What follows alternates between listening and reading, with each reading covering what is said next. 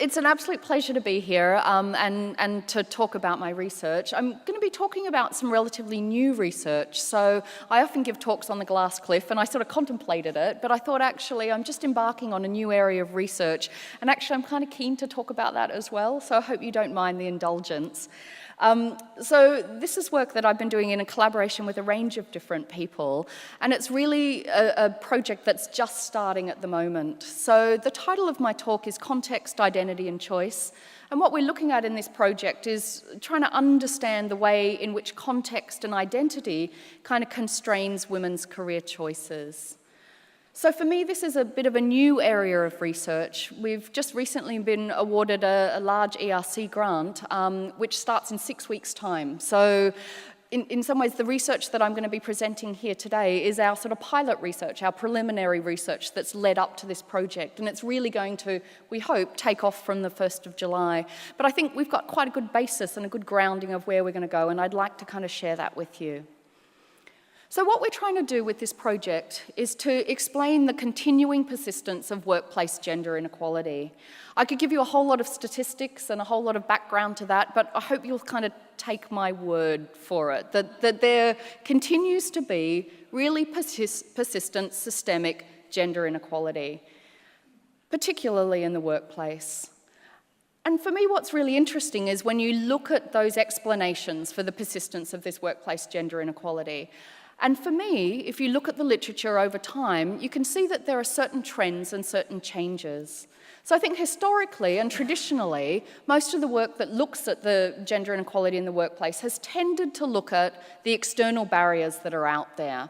So we all know of the phenomenon or the idea of the glass ceiling, you know, the idea that there is some sort of external barrier out there that women, as they go through their careers and up the career ladder, that they hit this kind of ceiling that's there. And there's been a lot of work, you know, since that phrase was coined in the 80s, so work, you know, really through the 70s, 80s and 90s, that have really tried to explain and understand those barriers. And they're often about the subtle or unconscious or sometimes conscious biases that are out there that often affect the decisions and behaviours of others. So what is it external to women that are out there that are preventing their careers? So this is often about promotion decisions or hiring decisions. It's often about evaluations of women. It's often about how aspects of the context put those structures and barriers in the way. And I think that line of research has been incredibly fruitful and tells us a lot about what's out there. And certainly as a social psychologist, I'm particularly interested in, you know, the stereotypes and expectations that are out there. What I find really interesting, though, is what I think of or describe as a swing in the pendulum. So if at one extreme we're looking at those external barriers that are out there to women's progression and to workplace gender equality, what I've seen much more recently is a kind of shift or a swing to a new type of explanation. And this is this real focus on the choices that women make. So instead of looking at the decisions and the choices of others, it's really looking at the choices and decisions of women themselves. I think this is partly about following the trajectory of feminism itself, where it moves from looking at, you know, what are the contextual and sort of external barriers that are there, to a much more feminism of choice and looking at what sort of choices that do women make. Now, I think this is really important for many reasons, because certainly in the first instance, it treats women as actually active participants in their own careers. They're not just passive people that are sort of wandering around that have barriers imposed on them. Of course, women make choices about their own career, and I think that swing is an important one. And that's precisely, I think, why it is that we've moved from looking at decision makers to the subject or the target of that discrimination as well. And I think that's a really nice move. So for me, when I look at the sort of rhetoric and the sort of research and the sorts of things we talk about when we look at women's choices, to me it's very interesting. And I've just pressed the wrong button, as I was warned not to press that button, so I'll press this button instead. So for me, this work on women's choices is really epitomised by Sheryl Sandberg's book, Lean In. So how many people are familiar with the book, Lean In? Hands up maybe, that's kind of useful. Or have read it? Yeah, it's one of the most downloaded books on Amazon Kindle. What I find interesting is it's also one of the least finished books on Amazon Kindle as well. So it's popular, but for some reason people don't quite get to the end. So for those of you who aren't familiar with Lean In, this is Sheryl Sandberg, who's the COO of Facebook. And she wrote this book, 2013 I think it was, 4 years ago now that it was published, where the central message of this book is that women need to lean in, they need to stand up, they need to take a seat at the table, and then they will be successful as Sheryl Sandberg. When you talk to women about this book, there's often very, very, very, very positive feedback about it. People find it very empowering, very motivating in lots of ways, because the sort of thing is about, you can do it, stand up, take a seat at the table. And indeed, if you sort of Google Lean In or Sheryl Sandberg and you go to images, you'll find all of these little memes that have all of these really empowering sayings, all these little snippets and sort of sound bites that are incredibly empowering. I come away from reading those going, yeah, okay, I can do it. But for me, while it is incredibly empowering, I also find this kind of rhetoric somewhat troubling as well.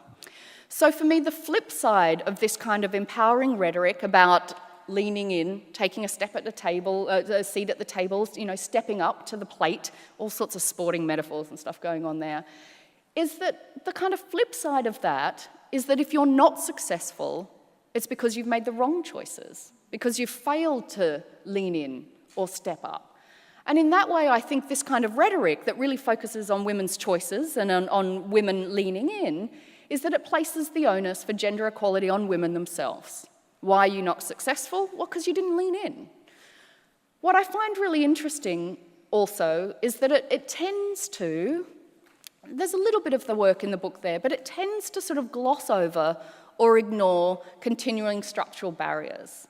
So, I mean, the question really for me is it just that no one thought to lean in until Sheryl Sandberg said, just lean in? I mean, I think we know that there are very, very clear reasons why women don't lean in. And in fact, we've got decades and decades worth of research that shows that when women do lean in, that there's incredible backlash against that.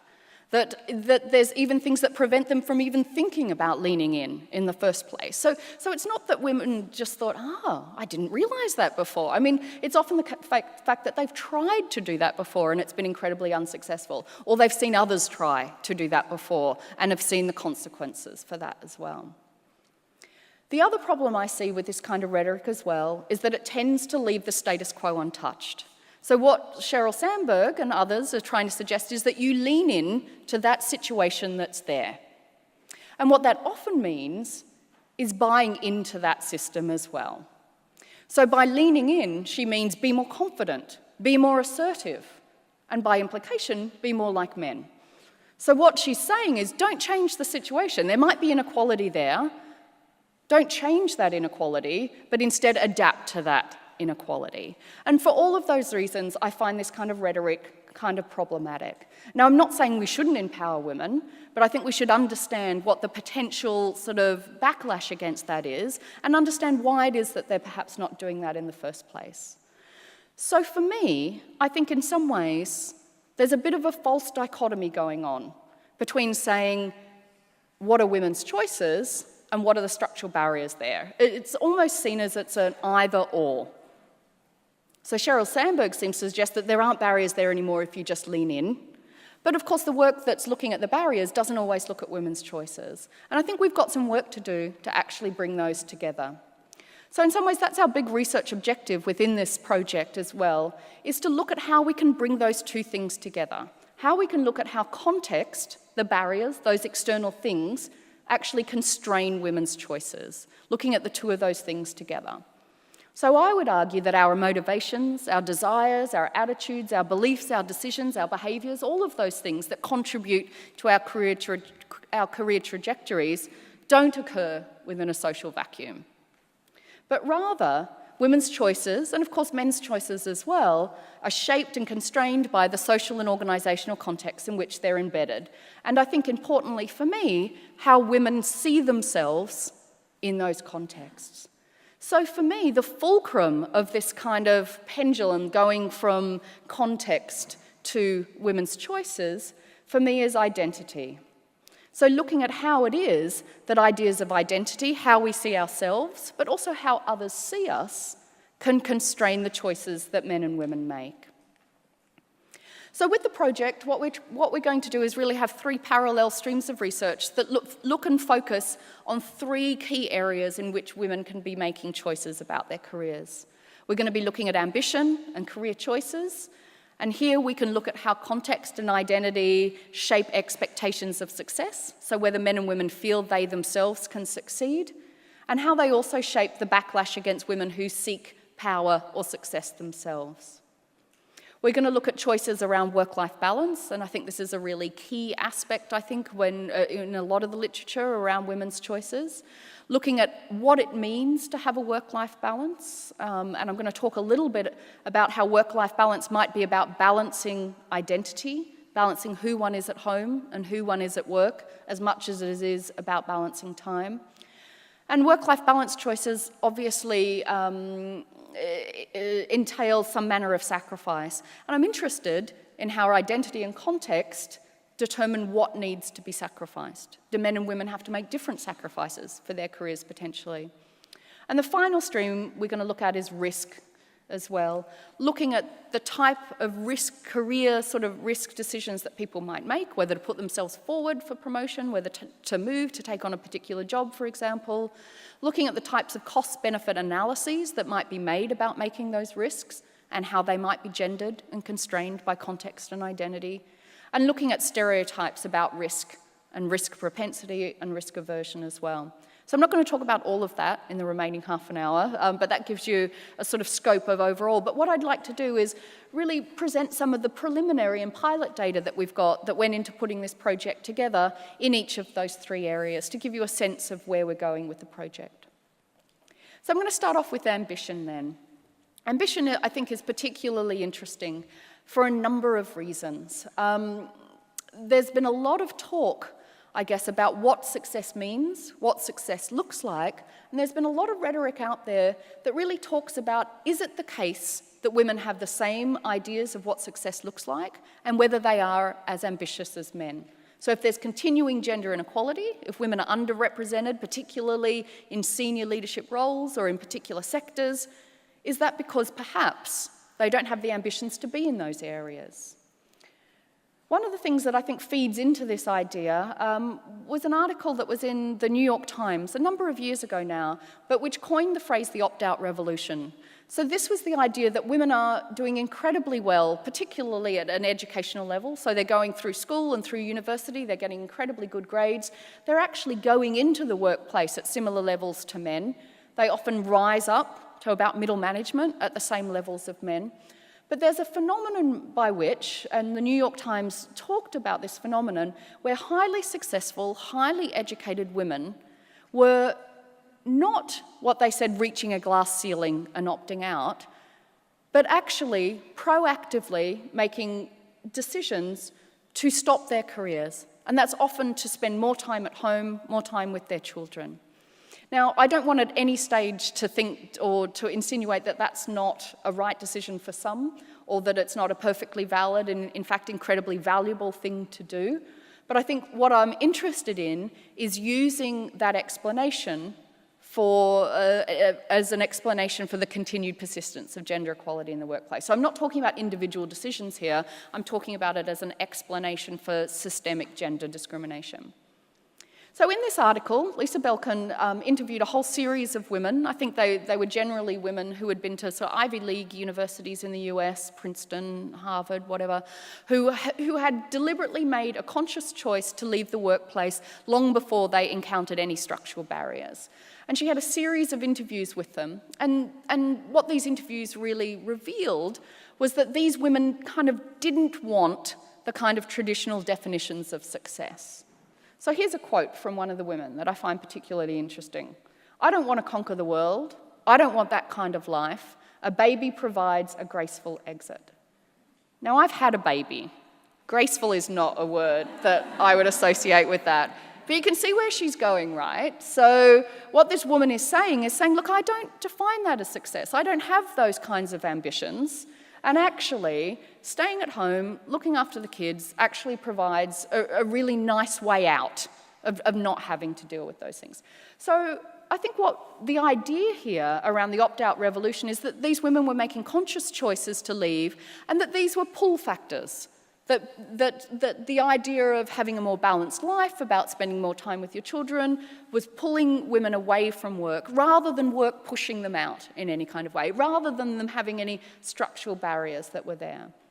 So I think this idea of ambition is an interesting one. And it's certainly one that's been echoed in the literature somewhat, but also echoed in sort of common parlance as well. I think this comes in tandem with this idea of what does success mean and how do we define it? And do we all need to, be working 70, 80-hour weeks and those sorts of things? So the idea here then is that it may be the case that women are not in the highest echelons, that they're not in the most prestigious areas, but that's because they don't want to be. And the kind of implication there is, that's all right then, it's fine, we don't have to do anything anymore.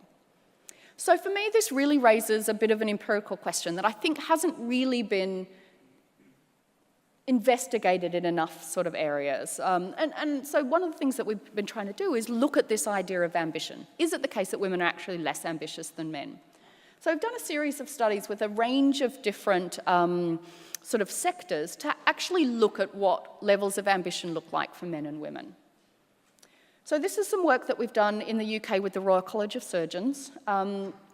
So they contacted us because they had women opting out of surgical careers and surgical training at much higher levels than men. And one of the things they were interested in were these levels of ambition. So their feeling is that women were just not as ambitious as men.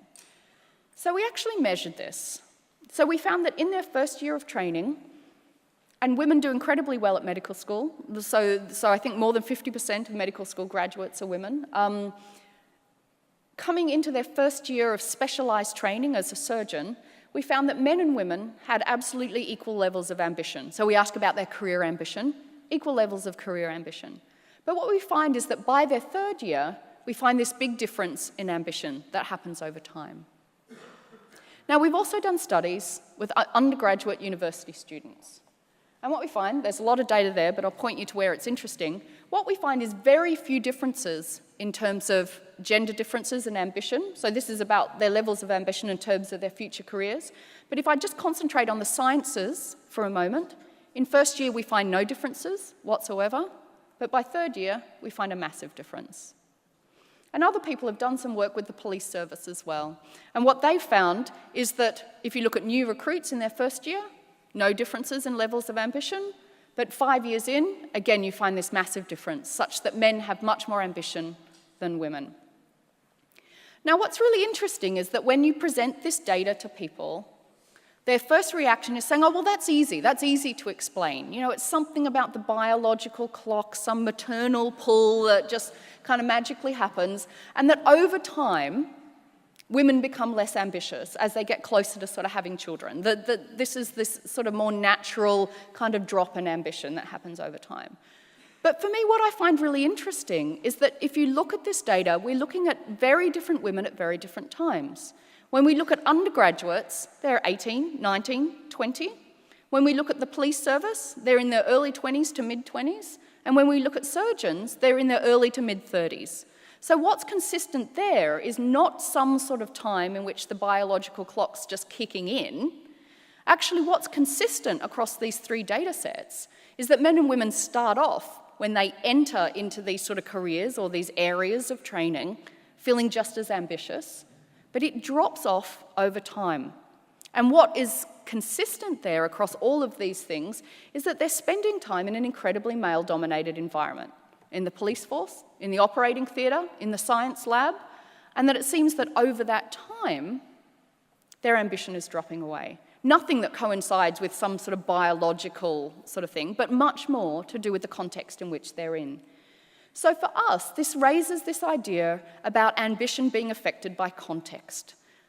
And in particular, and in particular, the idea of what that context looks like, particularly in these male-dominated environments.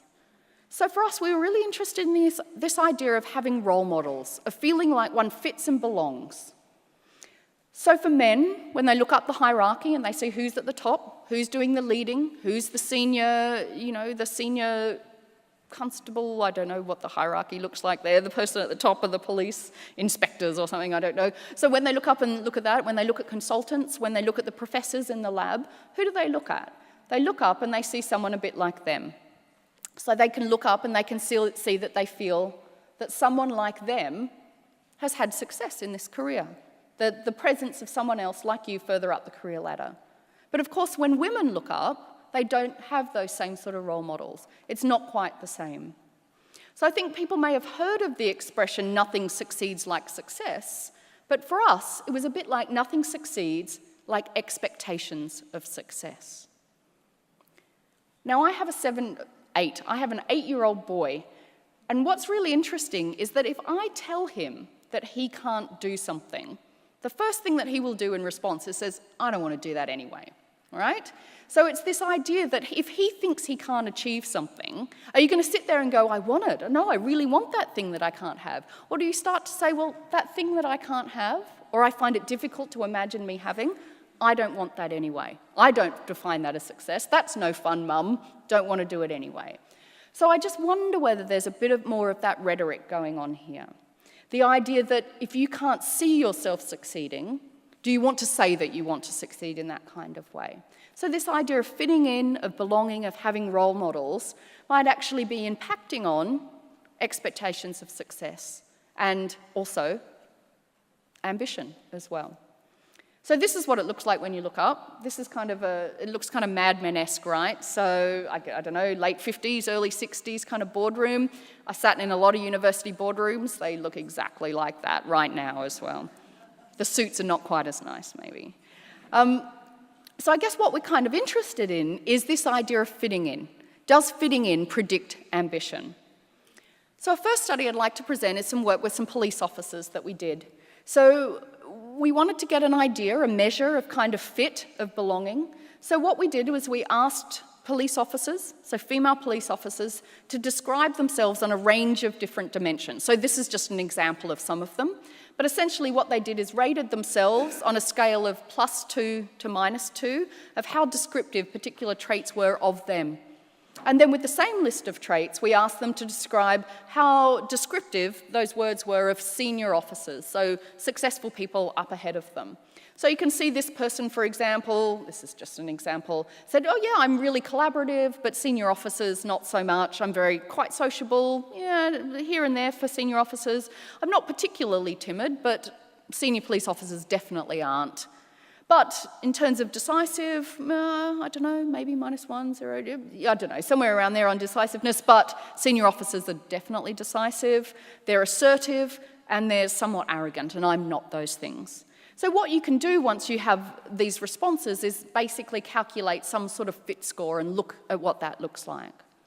So what we found is that when female officers were describing themselves, they were much more likely to describe themselves in terms of stereotypically feminine traits than stereotypically masculine traits, but they were much more likely to describe senior officers as being more masculine than feminine. And then if we calculate a kind of different score and use that to calculate a fit score, what we find is that a lack of fit was very much predictive of less ambition and also greater intentions to leave the police force. So we can see that sort of relationship there already.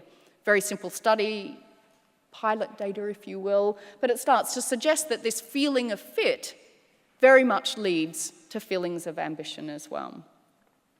We had a follow-up study that we did with the Royal College of Surgeons. This time we had 367 female members of the Royal College of Surgeons. So these are women who were either in their later stages of training or just starting off as surgeons. We asked them a range of questions around this idea of sort of fit and ambition and success. We asked about perceived discrimination. I think that gender discrimination is a problem in the surgical career. We asked about their perceived fit. For example, when I look at successful consultants, I have a lot in common with them. We asked about their predicted success. My future career in surgery looks bright. We asked about their levels of ambition. I'm aiming high in my career in surgery. And we asked about their psychological exit. I often think about leaving surgery. Now, what we found was that gender discrimination, and we might see this as those kind of external barriers that are kind of out there, absolutely predicted psychological exit. But actually, I'm not sure whether you can see that well, but it only explained a very small amount of the variance, only 5% of the variance. And I think we can do better than that, right? What we looked at, though, was a lack of fit. And what we found was that a lack of fit was very much predictive of whether or not these women thought that they would succeed in their careers. So if you've got role models, if you feel that you're similar to people like you further up the hierarchy, then you too feel that you can succeed, and vice versa. No role models, less feeling that you can succeed. Importantly, this success, or a lack of it, was very much related to ambition. So the more you expect to succeed, the more ambitious you're likely to be. And that in turn was very much predictive of opting out, of psychological exit or actual exit. We've got other data as well of actual exit as well. And while gender discrimination explained 5% of the variance, these variables in terms of fit, expectations of success and ambition was related to 35% of the variance. So we're explaining much, much more of what's going on. And it's not that gender discrimination is unimportant, and indeed gender discrimination actually feeds into feeling whether you fit in or not. So we've got studies with police officers, we've got studies with surgeons as well. And I think what that gives us is the idea, the kind of implications there, that women's ambitions are related to their their feelings of belonging and their expectations of success. And I think the important sort of take-home message there is that organisations need to provide a culture and a context that kind of fuels women's ambition and gives them motivation rather than stymieing them.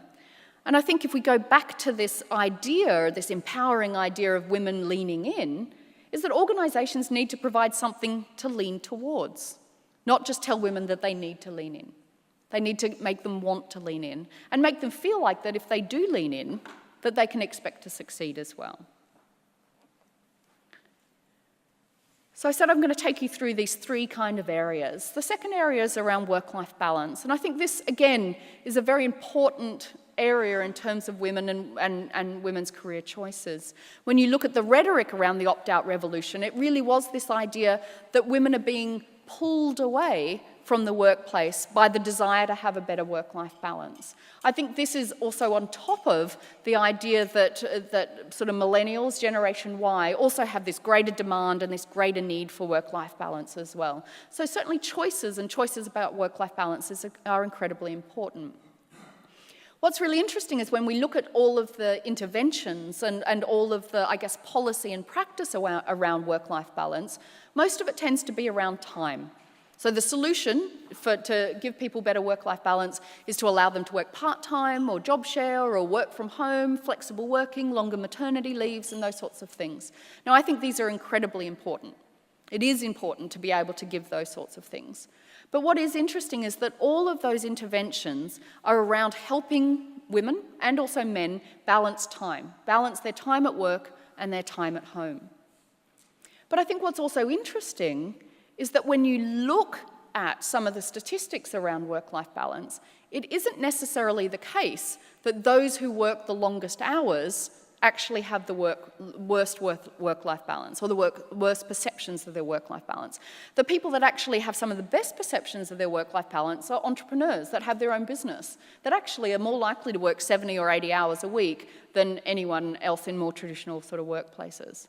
We also know, I think we all probably know, people that work part-time that are still juggling and struggling to actually find their work-life balance. So actually the correlation between time and hours and work-life balance and perceptions of work-life balance is not always quite so clear-cut.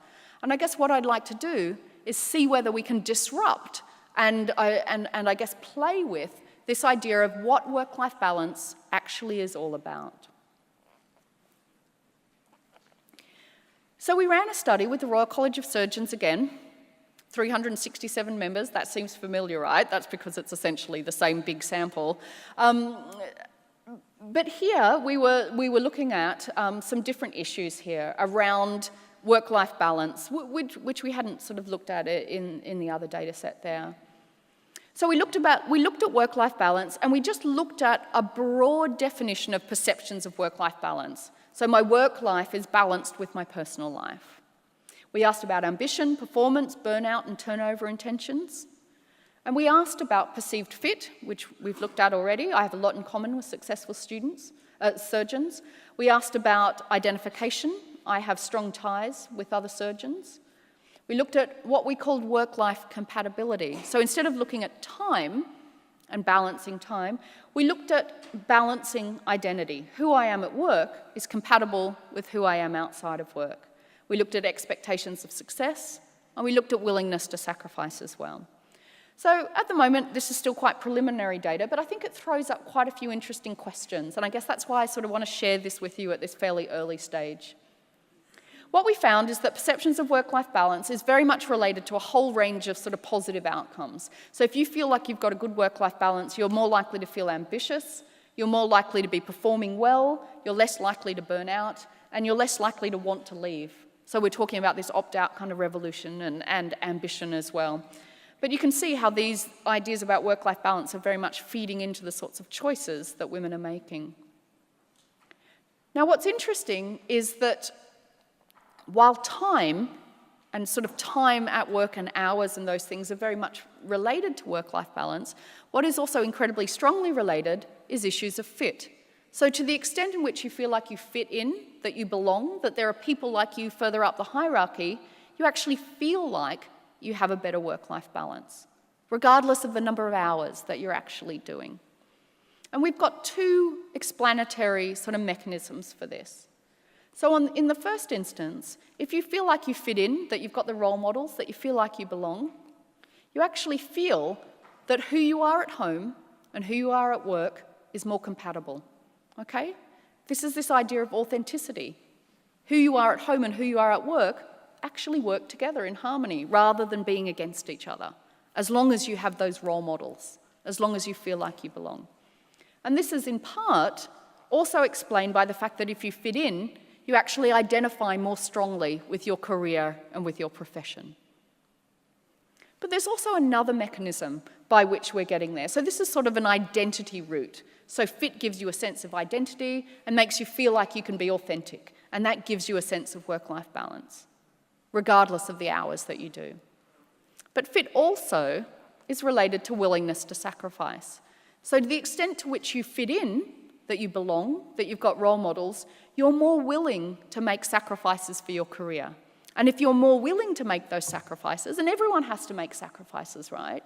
You have a better work-life balance. Now, why is that? That's partly because you expect to succeed.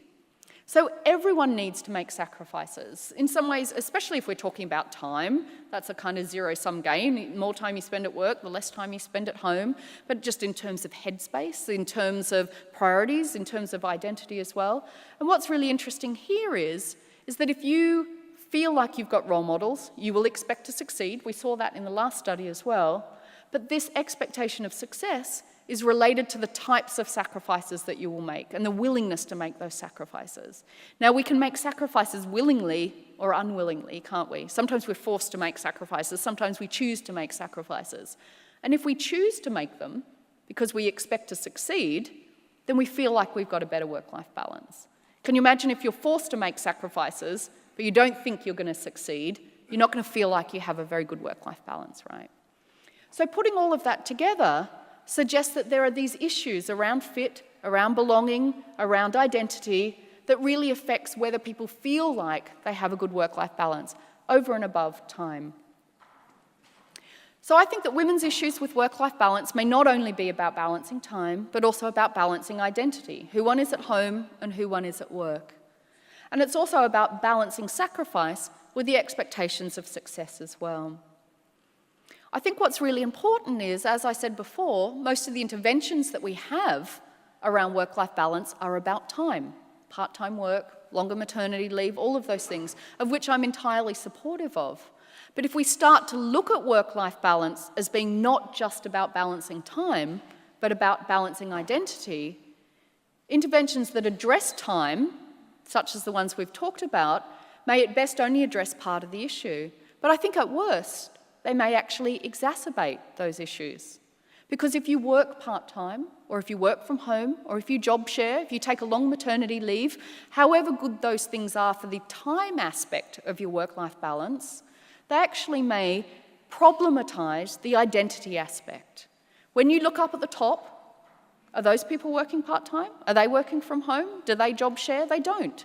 All it does is make you look even more different from those people. Do we see people who are working part-time excelling up through the ladder? Are they expecting to succeed in the same way as people that work full-time do? Unfortunately, while we would like that to be the case, it isn't the case. So actually, all of our interventions about work-life balance don't actually make people feel like they fit in more, don't make them think that they'll succeed more, and I don't think will make them feel like their work life is compatible with their home life either. So I worry that while our interventions are all very well intended, they may actually problematize issues of work-life balance as well. Okay, third and final one, short one this one, sacrifice and risk.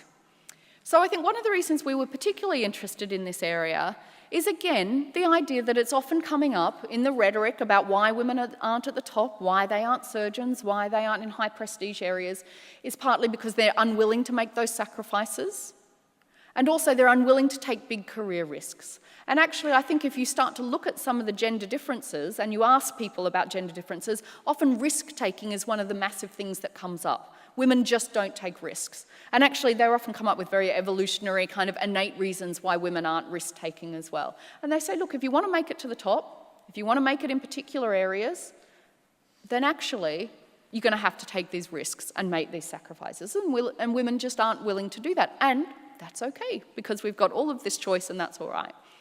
But I guess what's really interesting is when you look at sacrifice and risk, and especially when you look at the stereotypes about how much women are expected to sacrifice and how much they're expected to risk, we can see that these things are very gendered as well.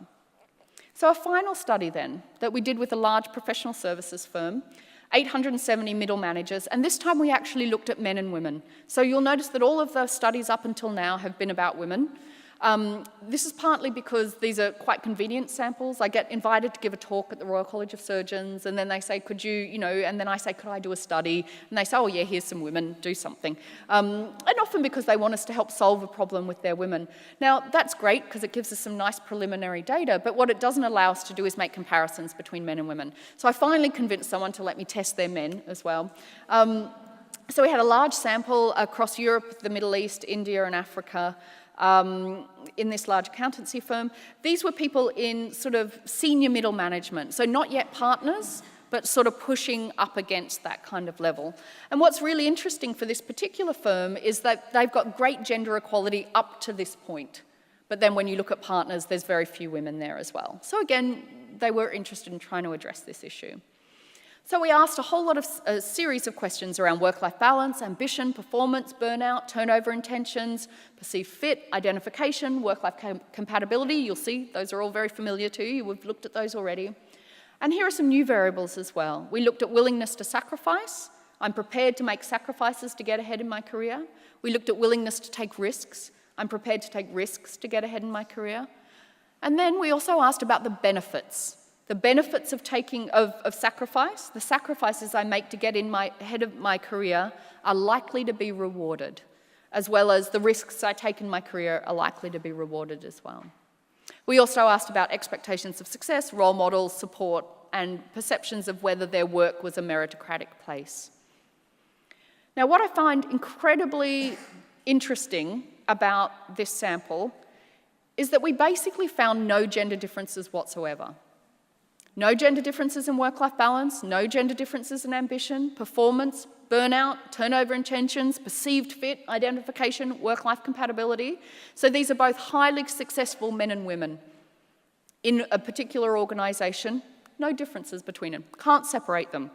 Which is why it's really interesting to say, well, why are there such big differences at the partnership level? And it wasn't just a pipeline issue. They've had this issue for a very long time. But there were 4 variables which we found differences on. What we found is that overall, men were more willing to make sacrifices and more willing to take risks. Now, this may, you think, reinforce this idea that this is just why women aren't there, because they're not willing to make sacrifices and to take risks. But what was interesting is this was the other difference. Women actually thought that there were less benefits to taking risks and less benefits to making sacrifices. Now, you could talk about this as being innate in some way. Is it that women are risk averse, that they see less benefits or more problems? But actually, if you look at the data, there's very real differences. If you're trying to work out whether you sacrifice something or whether you take a risk, you do a cost-benefit analysis, don't you? You say, well, what are the benefits of me doing that? What do I have to give up? What are the risks? Those sorts of things. So you weigh up what are the costs and what are the benefits. And we actually know that there are very different benefits for men and women. I mean, beyond anything, there's just a massive gender pay gap, still persistent. So that those concrete rewards are actually just very different. The chances of promotion are different. The chances of making it to the top are different. The chances of actually getting a job if you apply somewhere else are different. So those benefits are actually incredibly different. But the costs are also different as well. So if we're asking women to make sacrifices for their career, or men to make sacrifices about their career, that means not spending time with your family or your friends or your hobbies or those sorts of things. But we also know that there are far stronger expectations of women as parents than men as parents as well. So when I came back from maternity leave, the number of times I was asked, who's looking after your child? I mean, not in a horrible way, but it felt like there was a little bit of finger pointing there. You know, who's looking after your child? You're not looking after your child. Who's looking after your child? His father never, ever, once, ever asked that question. So it wasn't seen as a sacrifice. We have the idea of working mothers. That's a term, right? We don't have the term working fathers. That's not even a thing. So what I find really interesting there is that if you have to make sacrifices, the sacrifices that we see is that it seems like a bigger sacrifice to us, less of a sacrifice to men perhaps as well. Now what's important there is that the gender differences in willingness to sacrifice and willingness to take risks completely explained by benefits of risk and benefits of sacrifice. And what was predictive of those, whether you expected to succeed, whether you had role models, whether you had support, and whether you thought your workplace was a meritocracy. Now, this is not just for women. This is for men and for women. But it helps us explain why it is that women might not be willing to risk and willing to sacrifice. But the model holds overall. And I think what's interesting here is that the model will therefore hold for all sorts of people that don't make it to the top. And that might be on the basis of race, on the basis of sexuality, on the basis of ethnicity, on the basis of disability.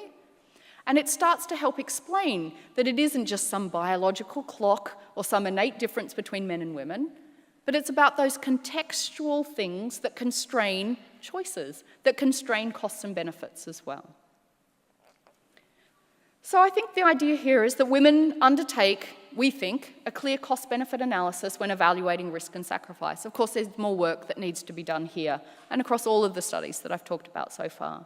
Organisations need to understand the gendered nature of these costs and benefits. And I think I propose that women will take risks and will make sacrifices when they're duly rewarded. So I think overall, the sort of take-home messages here is that choices are likely to be constrained by issues of context and issues of identity. Decisions about ambition, work-life balance, and risk all depend on issues of belonging and other kind of organisational cultural factors as well. And that organisations can create contexts that rather than stymie women's ambitions, their choices about work-life balance, their risk and their sacrifice, can actually encourage women's careers and facilitate their choices as well.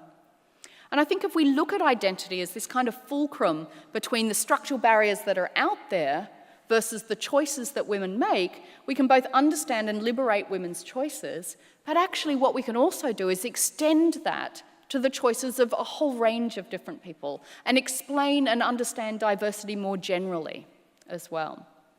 So I think if we look at how we inform debate, how we inform policy, how we inform practice, we need to address both context and choice and look at the two of those together. Right, thanks very much.